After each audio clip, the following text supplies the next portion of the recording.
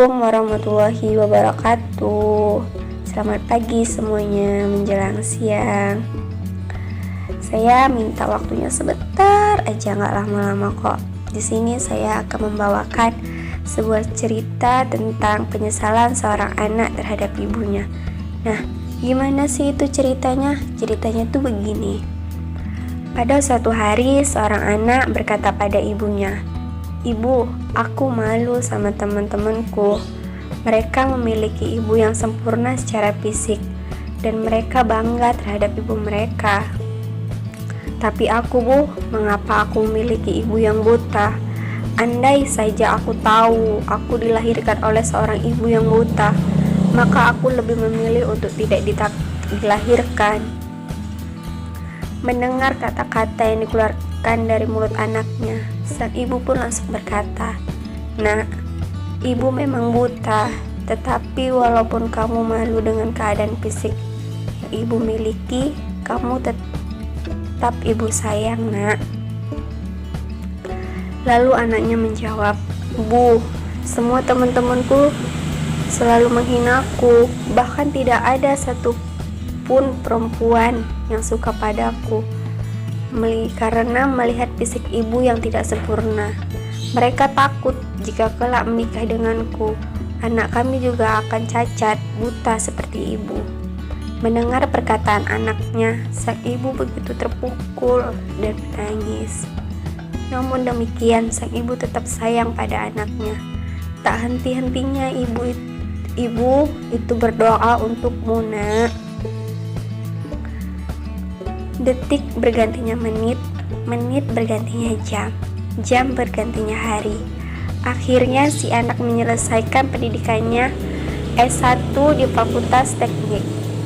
Betapa bangganya hati sang ibu mendengarkan anaknya akan wisuda dan menjadi seorang insinyur.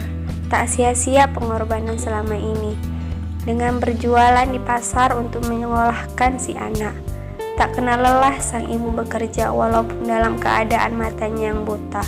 Sampailah saat yang ditunggu-tunggu. Saat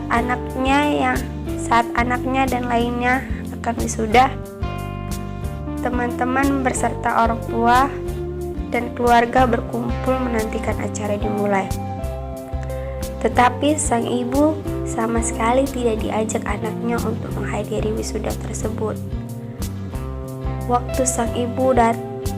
Akhirnya sang ibu datang sendiri ke acara tersebut. Sampainya di tempat anaknya akan wisuda, betapa bahagianya hati sang ibu mendengarkan nama anaknya dipanggil ke depan dengan nilai terbaik. Namun si anak sangat malu terhadap teman-temannya dan kekasihnya ketika mengetahui ibunya juga hadir di acara wisuda itu.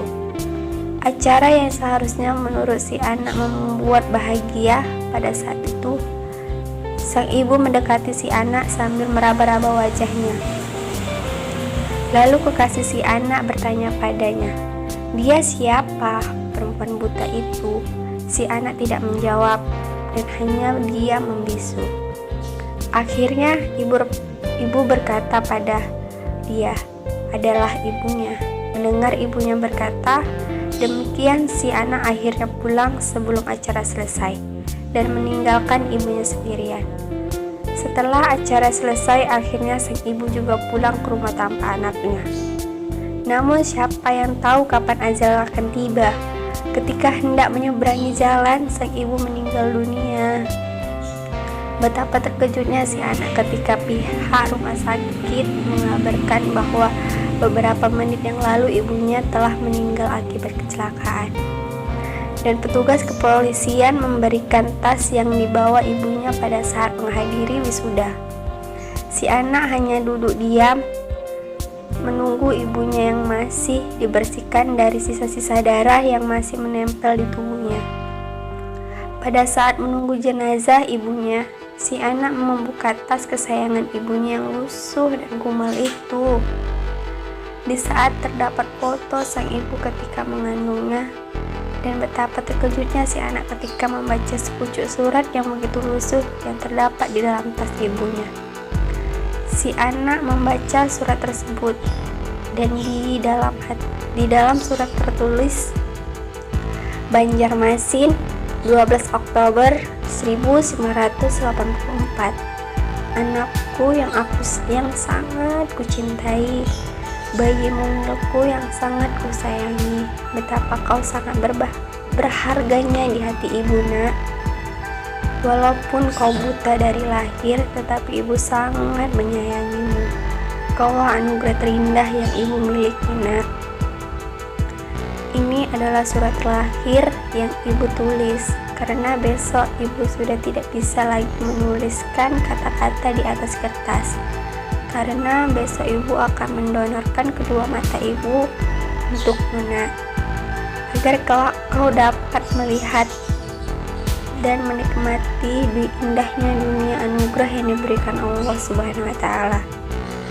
Nak, suatu saat jika ibu sudah tiada dan kau ingin melihat ibu, berkacalah, nak, karena di matamu ada ibu yang selalu menemanimu.